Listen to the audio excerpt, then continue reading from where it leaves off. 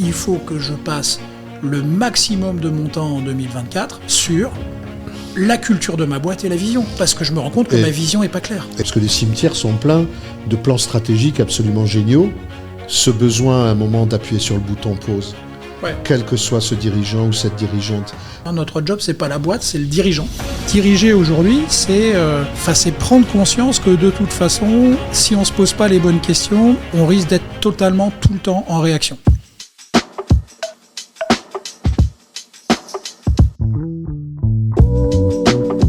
Aujourd'hui, diriger une entreprise, c'est avoir beaucoup de questions. Hein. Quand on réfléchit au contexte de l'entreprise et du dirigeant d'entreprise aujourd'hui, si on se dit qu'a priori on n'aime pas le risque, en ce moment le dirigeant il est servi. Il y a l'économique, il y a le politique, et tout ça c'est l'environnement, c'est le contexte. Et puis ça vient après 4 ou 5 ans assez musclés. On est dans un pays quand même qui a commencé sympathiquement avec les Gilets jaunes en 2019. Moi j'ai quand même pas mal de mes clients qui avaient dans leurs équipes 80% de leurs effectifs qui étaient sur les ronds-points. Après les Gilets jaunes, est arrivé le Covid. Puis ensuite le post-Covid avec les problèmes de retour au bureau, mais aussi les problèmes de matières premières. 2021, l'Ukraine. Donc diriger aujourd'hui, c'est prendre conscience que de toute façon, si on se pose pas les bonnes questions, on risque d'être totalement tout le temps en réaction. Ouais, alors je sais pas si, pour être très franc avec toi, c'est vrai que ce contexte est extraordinaire au sens étymologique du terme. Maintenant, je me demande s'il y a eu des périodes où, pour le dirigeant, c'était différent et il n'y avait pas de questions à se poser. Est-ce que le fait d'être dirigeant, c'est pas sans arrêt être forcé à se challenger, à se questionner sur, challenger son statu quo? Aujourd'hui, ça me semble une évidence, mais j'ai l'impression que c'est... Ouais, je sais pas. Tu sais, quand tu regardes un petit peu... il y avait quand même le sentiment de toujours avoir 1 ou 2 ancrages sur lesquels se reposer. Tu vois, je sais pas moi, la solidité d'une équipe et son engagement, ou un business ou une activité qui permettait d'avoir un petit peu plus de visibilité que dans certaines autres industries. Là, en fait, on a le sentiment que... c'est ce que je constate, que des fois, il n'y a absolument plus aucun ancrage ou plus aucune conviction forte à laquelle s'accrocher pour diriger sa boîte. Après, tu as raison, je pense que ça a toujours été un métier dans lequel, si on n'aime pas le risque, si on n'aime pas le caractère incertain de l'activité, on est malheureux. Mais je pense que c'est pire qu'auparavant. Oui, parce que en fait, si on prend la sempiternelle SWOT, côté interne, pour moi, on doit se challenger en permanence, mais côté threat and opportunities du contexte, du background général, en ce moment, c'est extrêmement compliqué. Alors, si on est dans l'immobilier ou dans la promotion immobilière, c'est encore plus compliqué. Mais il y a des tas de secteurs. En fait, rares sont les secteurs qui ne sont pas challengés. Après, là-dessus, viennent se greffer les sujets plus internes auxquels tu faisais référence. Ouais. Mais globalement, si on reprend diriger aujourd'hui une boîte, ça reste de toute façon associé à 3 sujets, il n'y en a pas 50 000. On revient toujours au même. Comment je garantis, je sécurise mon chiffre d'affaires et mon développement dans les années à venir. Comment je m'assure que ma boîte est suffisamment rentable pour perdurer. Et puis après, c'est qui j'ai dans mes équipes autour de moi, sur qui je peux compter. C'est ces 3 éléments. Mais comme on est quand même executive coach, on va en rajouter un 4e qui est moi en tant que dirigeant. Comment je me sens par rapport à tout ça? Est-ce que je suis à l'aise? Est-ce que j'ai les talents qu'il faut, etc. Et ça, je ne sais pas ce que tu en penses, mais je pense que depuis 5-6 ans, Ce qui n'était pas un sujet pour le dirigeant d'entreprise. Hein. Moi, quand je parle du dirigeant d'entreprise, c'est majoritairement nos clients qui sont des dirigeants de sociétés de 50 à 5000 salariés. Ouais. Il y a 5 à 6 ans, c'était pas un sujet. Par contre, cette prise de conscience du dirigeant de la nécessité pour lui de bien se sentir dans son job et finalement de réfléchir à la façon dont il s'approprie son business, c'est assez nouveau. Ouais, alors est-ce que c'est parce que il y a un peu plus de podcasts comme le nôtre ou d'articles écrits là-dessus? Est-ce que c'est parce que les jeunes, ces fameux jeunes, arrivent et challengent plus, ont peut-être plus d'exigences ou les expriment peut-être un peu mieux? Mais in fine, ouais, je suis d'accord avec ton constat. Et c'est très intéressant. À la limite, je trouve que c'est très positif, cette sorte de petit à petit prise de conscience du dirigeant qu'il faut peut-être aussi qu'il réfléchisse, voire qu'il travaille sur lui-même. Ouais. Ouais, je ne sais pas si tu te souviens, quand on en avait parlé, quand on a lancé eShow, hein, c'était notre conviction, c'était de dire que les solutions toutes faites n'existaient pas. Exact. Et que se dire tiens, ça y est, j'ai réfléchi, j'ai trouvé une solution, c'est bon, on passe à autre chose et puis je lance ça pour les 3-4 prochaines années, ça ne fonctionne plus. Donc il y a une nécessité à constamment se rechallenger, se remettre en question ce qu'on a mis en place, et puis c'est surtout ne plus être seul à décider de certains sujets ou de certaines actions à mettre en place. Oui, bon, ça, de toute façon, c'est notre conviction. Isho, ça veut dire... Isho veut dire ensemble en japonais. Donc, l'intelligence collective, ça reste notre credo. Mais néanmoins, c'est une sorte d'évidence, je pense, pour le dirigeant d'entreprise. Oui, qui ne l'était pas forcément auparavant. Non. Tu vois, là, à chaque fois, j'essaie de trouver des exemples sur ce que je vis avec mes différents interlocuteurs ou les membres de notre écosystème. Ouais. Mais tu as des métiers, tu prends le métier de la construction, le métier du BTP, dans lequel, en fait, finalement, le seul sujet qui t'arrivait, qui te faisait bouger, c'était, on va dire, la conjoncture économique. La manière dont, finalement, les différents États allaient financer les infrastructures ou le logement. Maintenant, tu as ça, bien entendu, mais tu as aussi plein d'autres éléments. Moi, je le vois avec, par exemple, des sociétés d'ingénierie qui se rendent compte que la moitié de leur métier est remis en cause par l'utilisation de l'intelligence artificielle, par exemple, et ou l'utilisation du numérique dans les activités qui a un impact très très fort dans la façon de réaliser leur métier. Donc on n'est plus... Tu vois, c'est... Exact. Je pense que les sujets qui remettent en question le business sont de plus en plus importants et divers. Et après, puisqu'on parlait de contexte, dans le contexte actuel, il est évident que quel que soit le secteur aussi, et ça je suis sûr que tu le remarques comme moi avec les gens que tu accompagnes, les collaborateurs des entreprises ont une vision ou un rapport, une relation à leur entreprise qui a extrêmement fortement évolué. On n'est pas des perdreaux de l'année, toi et moi. Il y a une sorte de très forte évolution dans les dernières années quant à la fidélité à l'entreprise, quant à la capacité à avoir un job et le quitter rapidement, quant à la capacité à dire je vais à Paris, je veux partir à Nantes, ou je vis à Nantes, je veux partir à Lyon. Cette mobilité géographique aussi, on quitte les grandes villes, etc. On va dire que c'est post-covidien.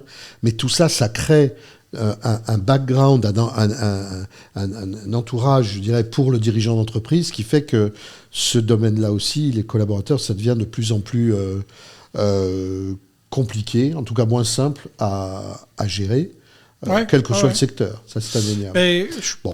Mais là, à mon avis, on hérite de pas mal de choses. Je pense que la première, c'est qu'on a pensé pendant plusieurs années que l'unité de lieu et le 9-17, la présence en entreprise allait régler le travail en entreprise.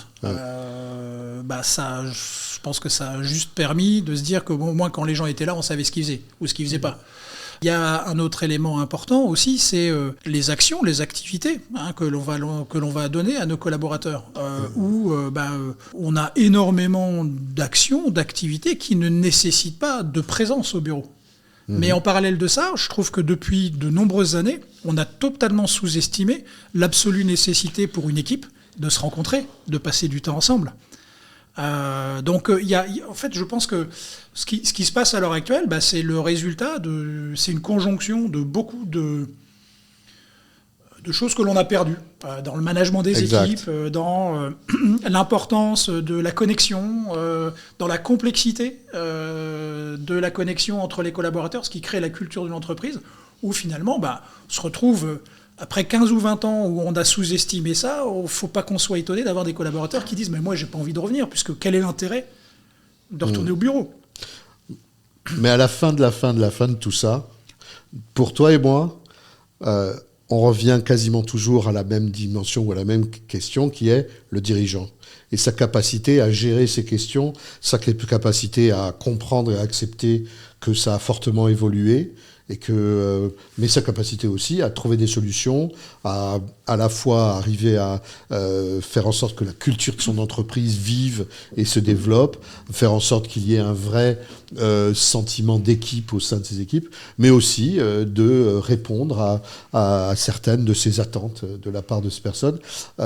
Les solutions existent toujours, mais souvent le frein peut être le dirigeant. Ouais, mais et tu le... Parce que je ne sais pas si on va pas nommer les personnes, mais moi j'ai une expérience avec l'un des dirigeants que j'accompagne où en fait sa vision du travail est une vision ultra biaisée parce qu'elle est monolithique. C'est sa façon d'appréhender le travail et l'engagement. Gros biais. C'est assez intéressant souvent de dire, oui, mais attends, toi, tu passes plusieurs heures au boulot, mais c'est ta boîte. Ouais.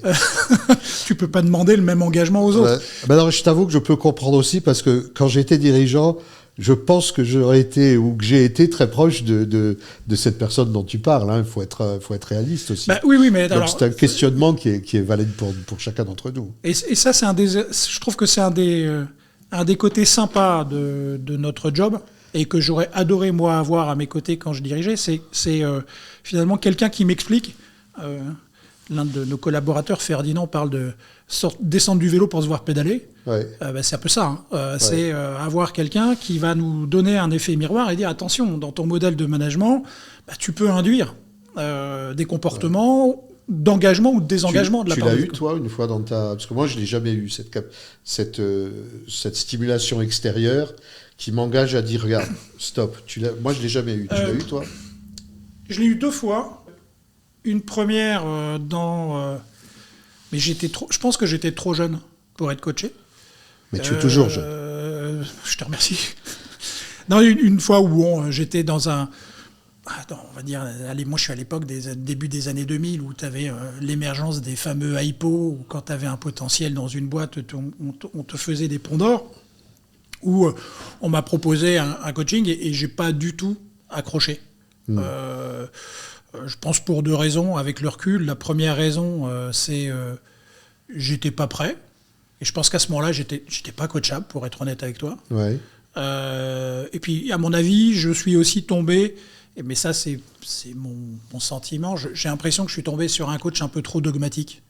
Dans le sens, c'est un coach comportemental qui, à mon avis, qui était très bon, puisqu'il a bossé avec d'autres de mes collègues très bien.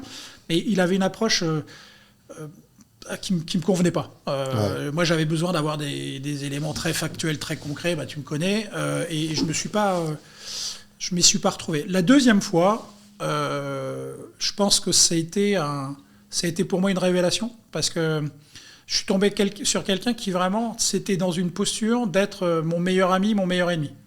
Je pense que c'est la seule personne, au-delà comme chacun d'entre nous, de nos compagnons ou de nos compagnes, qui a été en mesure de me dire des choses et que d'ailleurs j'ai accepté alors que je ne l'aurais pas forcément accepté de quelqu'un d'autre. Donc ça a été... et d'ailleurs, ça a été un des changements importants dans mes choix professionnels. Donc oui, j'ai déjà vécu. Mais tu vois, c'est intéressant et je pense que ça pourrait faire le sujet d'un prochain podcast.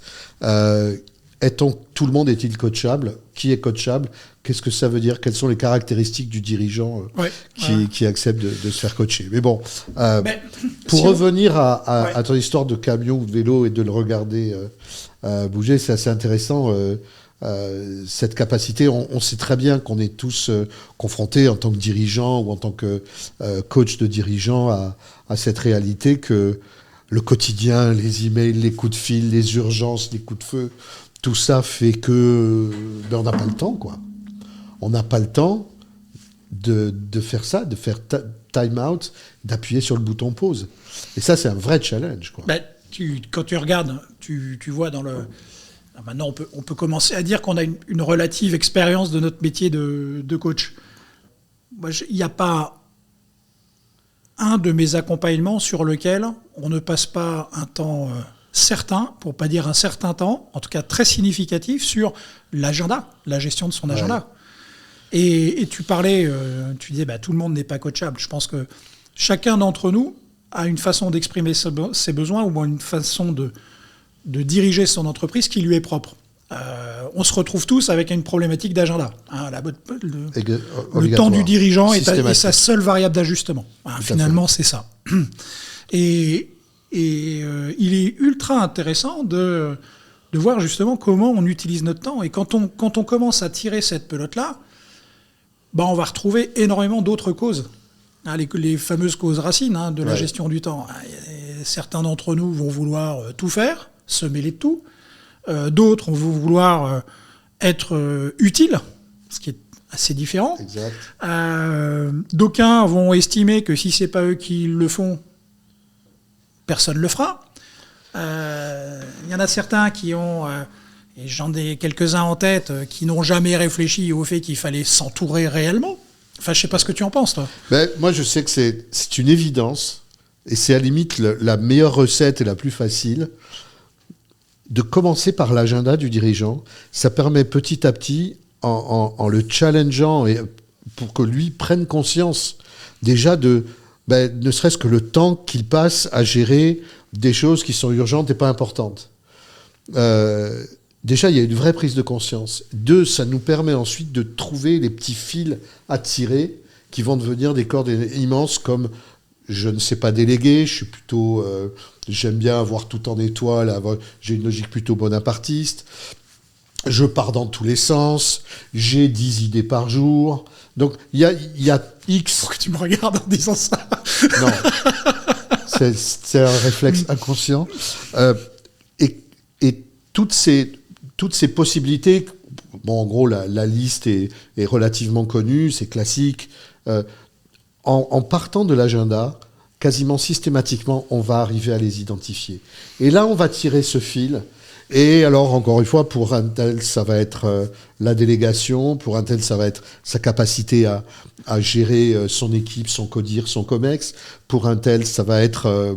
on va peut-être se focaliser sur une stratégie et une idée et puis essayer de l'amener jusqu'au bout. Que sais-je? Attaquer, en tout cas, par l'agenda du dirigeant, par l'allocation de son temps, et sa priorisation, etc., je ne dis pas que c'est la seule solution, mais en tout cas, c'est une solution ou un très bon premier point de départ, on va dire, systématique. Oui, parce que en fait, c'est le moyen de déterminer avec lui ce qu'il pense être important dans son business. Ouais. Et tu vois, à l'heure actuelle, là, on a la communauté là, de d'ISHO, des dirigeants, a décidé de mettre à disposition, là, tu sais, notre fameux outil de 360.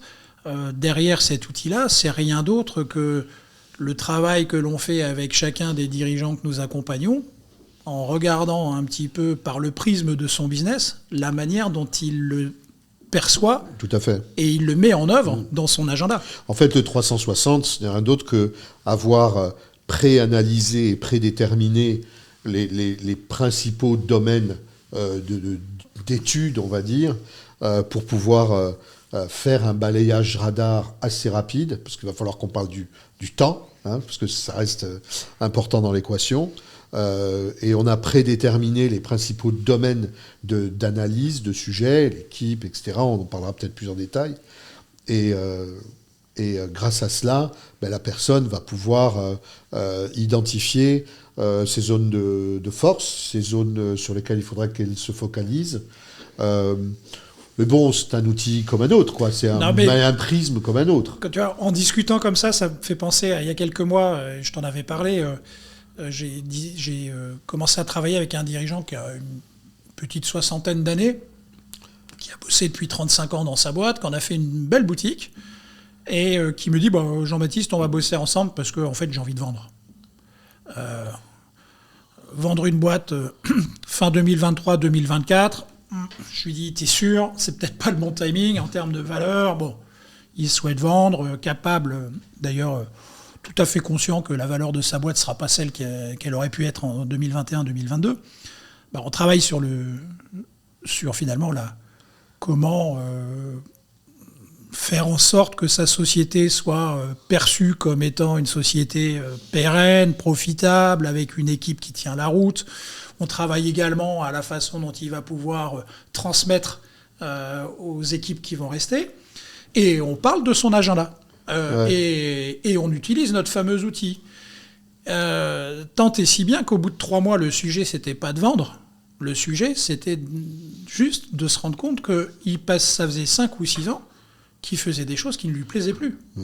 Et il avait complètement obéré ce qui avait fait la valeur de sa boîte et ce qui avait fait finalement sa contribution à la valeur de sa boîte, tout simplement par finalement la mise en lumière du temps qu'il passait et comment il passait son temps à sa boîte. Résultat, il n'a pas vendu, il est reparti pour 5 ans. Mais en fait, tu vois, on sait que c'est son choix. En gros, moi, j'aime bien utiliser les images. Je pense que si je compare l'entreprise à une Formule 1, je pense que la majorité des PME, ETI avec lesquelles dont nous travaillons avec leurs dirigeants, pour la plupart, sont des voitures, ce sont des Formule 1, mais elles ne sont pas ou plus optimisées au niveau des réglages. Et si tu fais cette sorte de balayage et d'examen sur les principales catégories, les principaux paramètres dont on parle, systématiquement, je ne vais pas dire toujours, mais quasi systématiquement, il y a des moyens, comme dans le cas de ton exemple, de ton chef d'entreprise, en fait, d'améliorer. Et soit il n'en était pas conscient, soit il ne voulait pas en être conscient, soit il ne voulait pas prendre le temps de réaliser. Mais à un moment, on a des Formule 1. C'est juste qu'il faut régler un peu le turbo, le moteur, il faut régler un petit peu la suspension, l'aérodynamique, etc. Et tout d'un coup, par en mettant le bon outil au bon endroit, on arrive à gagner la seconde ou la dixième de seconde. Ouais, mais et on revient sur le début de notre discussion, qui était de dire diriger une boîte aujourd'hui. Si on fait le parallèle avec la Formule 1, régler et piloter une Formule 1 en même temps entre 2024 et 2025, et piloter et gérer une Formule 1 en 1990 ou en 2000, on se rend bien compte qu'il y a des technologies différentes, il y a des réglages qui sont de plus en plus compliqués. Tu parlais de l'IA, c'est un truc... Le sujet, c'est est-ce que finalement, moi, en tant que dirigeant d'entreprise, je prends suffisamment le temps et finalement, je me mets en situation d'utiliser ces nouveaux réglages, de mettre en œuvre ces nouveaux réglages. Mais le temps reste clé. On parlait du temps du dirigeant, mais pour finir avec l'image de la Formule 1, faut parfois s'arrêter au stand quand même. Et le but du jeu, comme en Formule 1, c'est que cet arrêt au stand soit le plus court possible. Okay.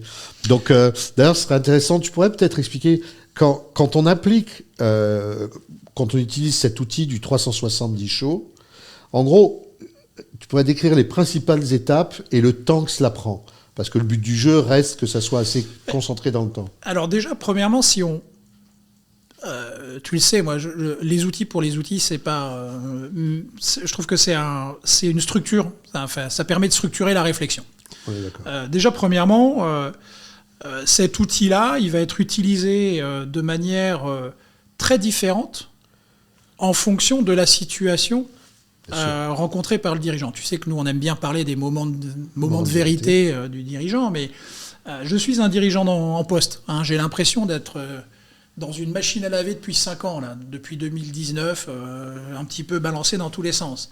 Je vais utiliser cet outil pour justement poser le pied sur le ballon et prendre quelques semaines, mais pas quelques semaines, avec seul avec mon équipe, avec mon coach, pour savoir si on a la même perception. Enfin, c'est sur un laps de temps de quelques semaines. C'est sur un laps de temps de 2 à 4 semaines. C'est une des raisons pour lesquelles, à l'heure actuelle, cet outil est pas mal utilisé, notamment dans le cadre des réflexions sur les séminaires stratégiques. Pourquoi ? Parce que en quelques temps, en quelques semaines, on peut établir un agenda en se disant, oui, mais là, ça va être nos priorités 2025. On retourne sur la relation client, ou on fait gaffe à nos processus internes, ou on travaille un peu plus, un peu mieux sur nos équipes et la façon dont on va les mobiliser. Mais ça, c'est en quelques semaines. Et l'idée, justement, c'est d'avoir une structure de questionnement qui va très, très rapidement permettre au dirigeant, s'il est seul, mais également à son équipe, de dire, là, OK, on a peut-être quelque chose à faire, mais est-ce que c'est le plus important, Où doit-on vraiment se focaliser ? Donc si je reprends la situation la question, une situation d'un dirigeant en poste sur un laps de quelques semaines, 2 à 4 semaines, je suis en mesure, premièrement, de refaire un panorama de mon business, de me poser la question, moi, de la façon dont je me positionne vis-à-vis de ça, parce que c'est ça qui nous intéresse, pour déterminer quelles vont en être les priorités. Une autre situation, un autre contexte, une prise de fonction, une fusion, une intégration d'une société. L'air de rien, cet outil est un moyen de mesurer tout simplement la manière dont les différentes parties appréhendent le business, appréhendent les sujets. On n'est pas en train de parler d'un diagnostic, on est en train de parler d'une façon structurée de s'approprier un business. Exactement.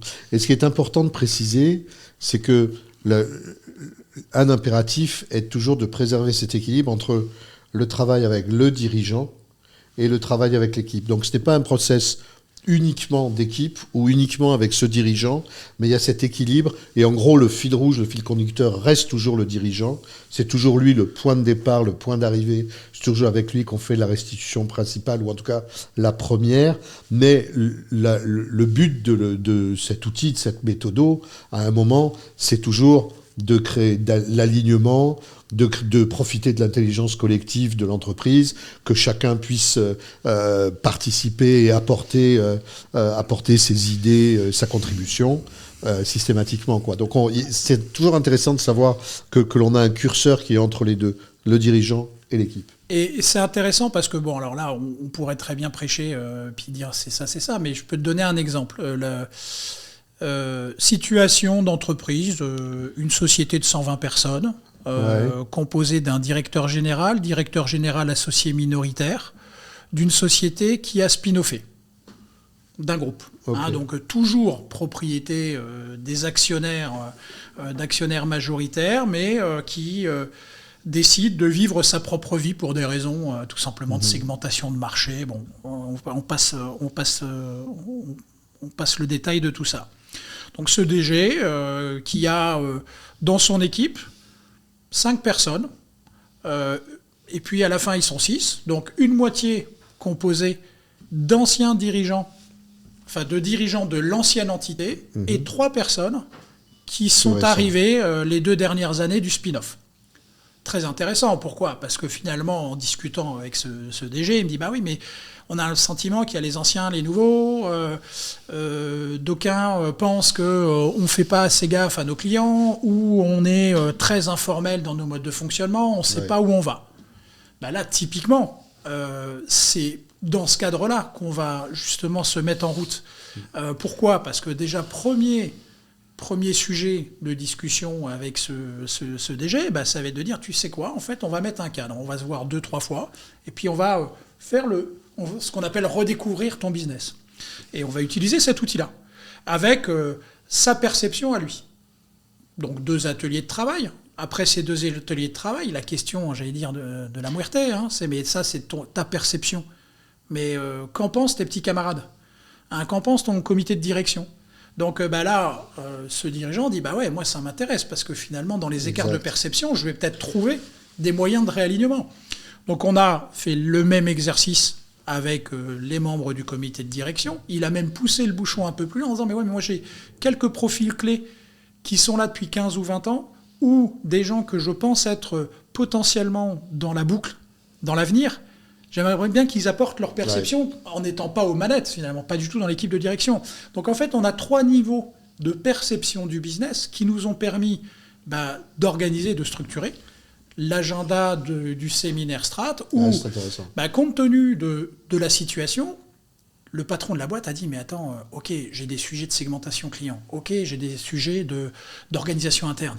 Et ouais, mais RH, c'est toujours mieux. Mais il faut que je passe le maximum de mon temps en 2024 sur la culture de ma boîte et la vision, parce que je me rends compte que ma vision n'est pas claire. Et de toute façon, soyons clairs, de facto, dans quasiment pas la totalité, mais la grande majorité des cas, lorsqu'on fait ce balayage radar avec les principales catégories de sujets, l'équipe du dirigeant, son codir, son comex, ressort quasi systématiquement. Il y a très souvent des choses à corriger, des choses à améliorer. Voilà. Non, mais c'est vrai. Une boîte, tu vois, c'est quand même, à l'heure actuelle, compte tenu de la complexité, quel que soit notre business, des activités à gérer, quand tu commences à avoir une boîte de 50 à 60 personnes et que tu te rends compte que tu as un dirigeant seul qui est l'alpha ou l'oméga, omniscient, omnipotent sur la totalité des process, le fait de ne pas être entouré, c'est un vrai sujet. Alors, la finalité de tout ça quand même, ça va être le passage à l'acte. Ça va être la mise en action. Parce qu'encore une fois, le côté think tank, c'est génial. Ça fait réfléchir, ça fait cogiter, mais quand on est chef d'entreprise, ce qui compte, c'est le mouvement, c'est l'action et c'est les résultats. Donc, ce qui est intéressant, je trouve, dans cette méthodologie ou tout autre qui amène le dirigeant et son équipe à faire un peu cet état des lieux, c'est ensuite, de prioriser, de définir quelles vont être les priorités sur lesquelles on va se focaliser, de faire un plan de mise en œuvre avec une allocation de responsabilité, avec un timing, etc. Et ensuite, de vraiment passer à l'acte et mettre en œuvre. Parce que les cimetières sont pleins de plans stratégiques absolument géniaux, et les 2 anciens consultants stratégiques que nous sommes ne peuvent pas le nier. Mais à un moment, ce qui compte, c'est le passage à l'acte. Et c'est ça qui est intéressant, je trouve, c'est que, in fine, dans cet outil, comme dans la plupart des outils que nous utilisons, c'est de dire, OK, so what? Qu'est-ce qu'on fait? Là, il faut revenir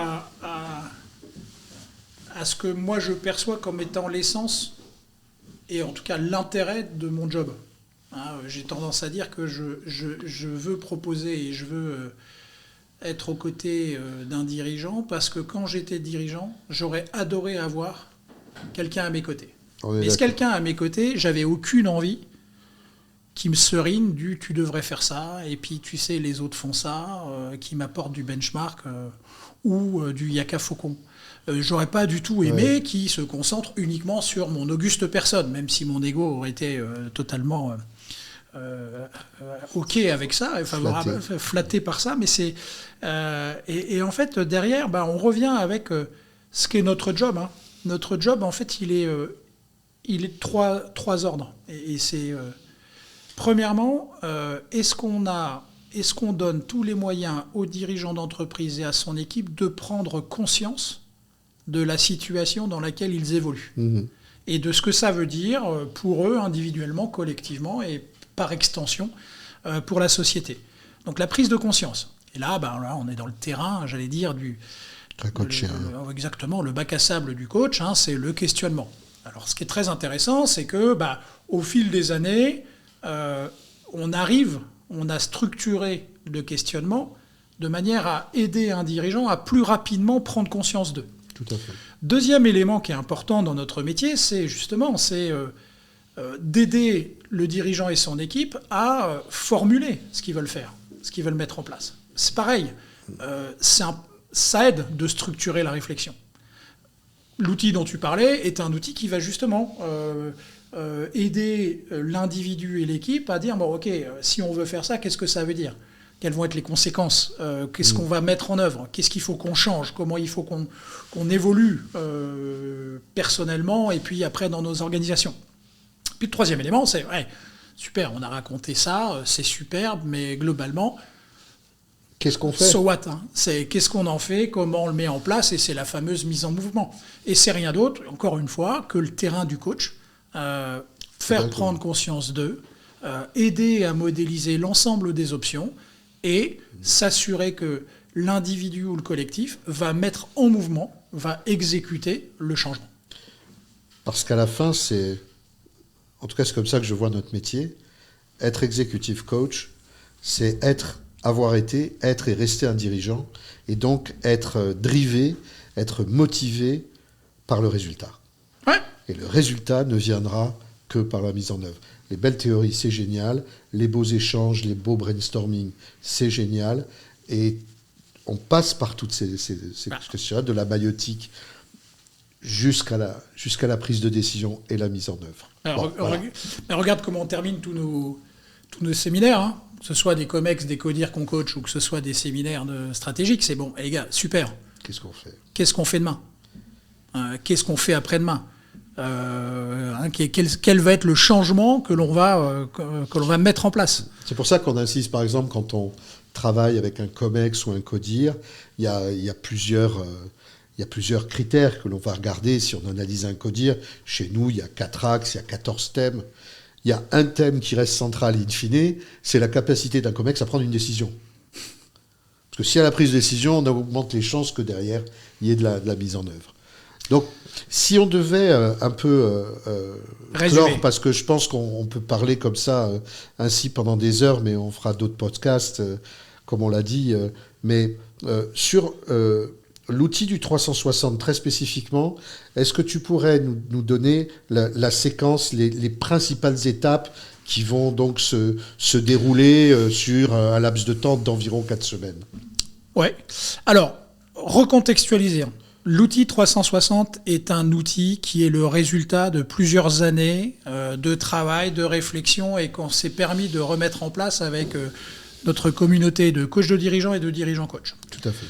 C'est un outil qui est un outil conçu pour des dirigeants, par des dirigeants d'entreprise. Donc pour revenir à ce que tu disais, très orienté sur la mise en œuvre, la mise en action. C'est un outil également qui a une vocation à être très... j'allais dire autoporteur. Un dirigeant, il est important que le dirigeant et son équipe se l'approprient. Donc une fois que je t'ai dit ça, qu'est-ce qui se passe ?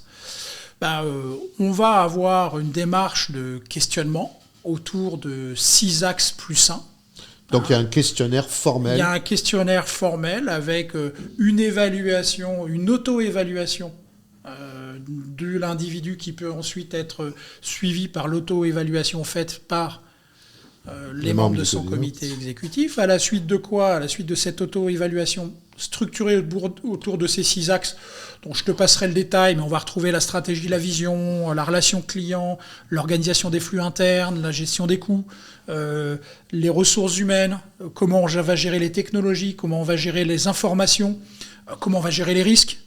Donc tous ces éléments sont structurés. Une fois qu'on a fait ce questionnaire, il y a une discussion avec le coach qui va apporter autant sur la réponse aux questions, mais sur la manière dont le dirigeant d'entreprise va s'approprier ces sujets, les trouver importants et les vivre. Une fois encore, c'est notre job. Notre job, c'est pas la boîte, c'est le dirigeant. Donc c'est le dirigeant et son équipe qui font cette priorisation, qui définissent les sujets. Moi, j'ai de l'habitude de dire que les personnes avec lesquelles on bosse ne sont pas là par hasard. A priori, je ne remets jamais en question, parce que je n'ai pas à le faire, la compétence et la puissance du dirigeant d'entreprise pour faire son job. Donc moi, je suis là pour l'aider à mieux le faire. On reprend ton analogie avec une Formule 1. Une Formule 1, si elle est là, c'est que, globalement... elle sait faire les tours plus vite que les autres.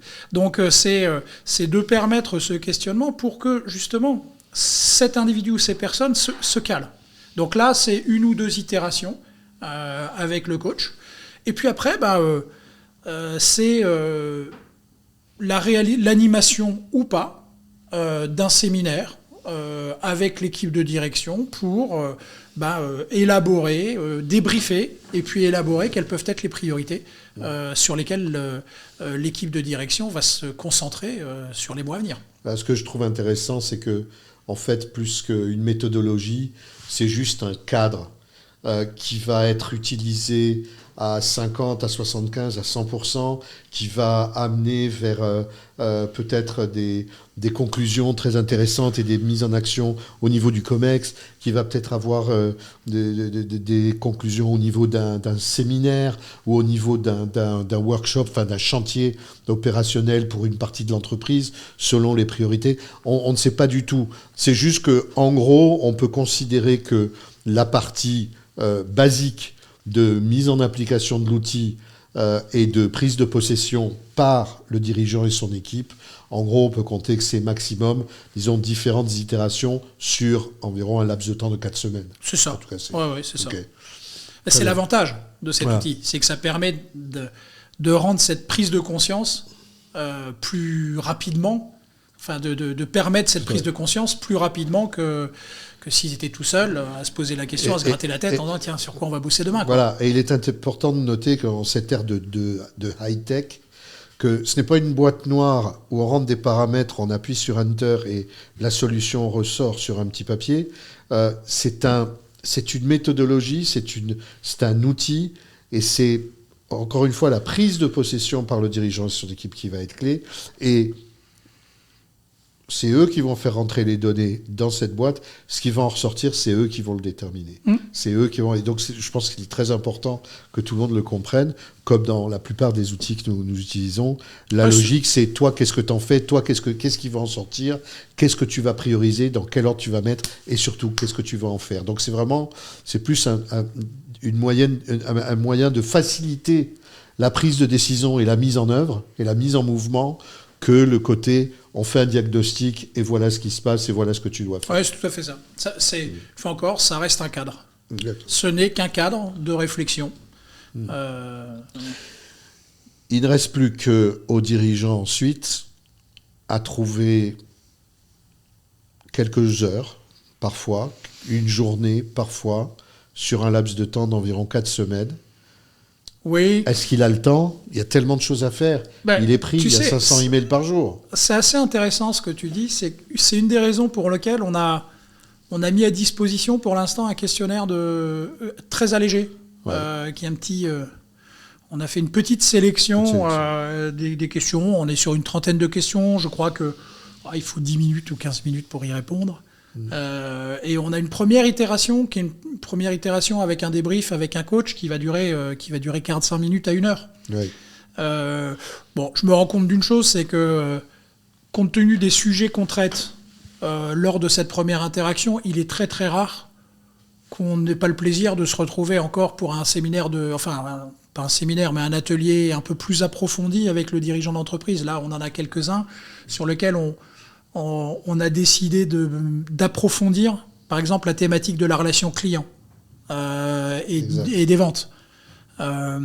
Sur un autre répondant, on va beaucoup bosser. Là, il souhaite qu'on ait un atelier avec sa DRH sur la partie marque employeur, ressources humaines, parce que en fait, le questionnaire lui a permis de se dire waouh, en fait, je m'étais pas posé ces questions-là. Et puis après, si un domaine ressort, il y a le questionnaire plus complet. Exactement. Donc ce questionnaire de 30 questions qui est digitalisé, qui peut être rempli de chez soi dans son canapé en quelques minutes, peut ensuite permettre de mettre en exergue un domaine que le questionnaire complet va permettre de focaliser. Et une fois encore, l'idée n'est pas de répondre aux questions pour des questions. L'idée, c'est d'identifier ce qui, pour le dirigeant et son équipe, va vraiment constituer un sujet. Mais je pense qu'il est intéressant de noter que sur les derniers questionnaires des dernières semaines, etc., que l'on a vus, assez rapidement, il y a 30, il y a 90 questions, il y a quelques minutes ou 45 minutes qui sont passées à répondre. Il y a un premier débriefing. Et en fait, il y a des évidences qui se font, mais d'une manière quasi instantanée, sur des domaines prioritaires. Oui, se dégagent. Assez rapidement. Voilà. Ça ne veut pas dire d'ailleurs que au fil du temps et après 2 ou 3 interactions, on n'en retrouve pas d'autres. Mais il y a une chose qui est sûre, c'est que quand on est opérationnel, on a de toute façon, on est orienté sur l'action, sur la mise en place. Donc après cette première interaction, on a quand même quelques actions qui peuvent être rapidement mises en œuvre, sans pour autant dire que le reste n'est pas important. Mais ça permet très rapidement de mettre en place des choses très concrètes. Je pense que nous pourrions tous les deux continuer pendant quelques heures cette discussion, mais si on devait la clore maintenant et la résumer, on pourrait peut-être insister sur le fait de revenir sur ce besoin à un moment d'appuyer sur le bouton pause. Ouais. Quel que soit ce dirigeant ou cette dirigeante, quelle que soit son industrie, quelle que soit la taille de son entreprise, cette capacité, cette possibilité de pouvoir dire on pause, on n'est pas seul et on a quelqu'un en face qui va vous permettre en gros de faire un peu un examen de là où en est l'entreprise. Ça reste sinon une obligation ou un impératif, un luxe qui n'est pas cher, qui est facile de mettre en œuvre, mais qui nous semble évident ou primordial pour n'importe qui aujourd'hui, au-delà du contexte actuel dont on connaît la complexité. C'est ça. Et en fait, cet outil-là qui n'est autre qu'un moyen pour le dirigeant de répondre à cette obligation de la pause, tout en optimisant le temps pour le faire. C'est vraiment cette combinaison de oui, il faut le faire, et utiliser un cadre de réflexion permet de le faire beaucoup plus rapidement. Et c'est dur, et il y a beaucoup de choses à faire, et on est tous dirigeants, on sait ce que c'est que le quotidien, on sait ce que c'est que la pression du quotidien, et les tuiles, les galères qui peuvent nous tomber dessus à un moment. Mais soyons réalistes, faisons un peu cet examen de nous-mêmes. Si nous sommes dirigeants, nous devons savoir où nous sommes, nous devons savoir où nous voulons que l'entreprise aille. Et c'est l'entreprise, c'est notre équipe et c'est nous. Et ces 3 dimensions-là, il faut quand même les maîtriser et il faut savoir où elles sont et où on veut les amener. Et donc ce n'est pas un luxe de faire cet examen à tout moment. Au-delà du contexte actuel dont on sait qu'il est plein de questions, plein de risques, plein d'incertitudes. Le monde de l'économie n'aime pas ça. Mais la plupart des dirigeants ont les solutions en main. Qu'elles prennent un peu de temps. Et fassent faire cet examen assez rapide de savoir où ils en sont. Très bon résumé. Merci François. Merci à toi Jean-Baptiste. C'était un plaisir. À bientôt peut-être. À très bientôt. Avec plaisir.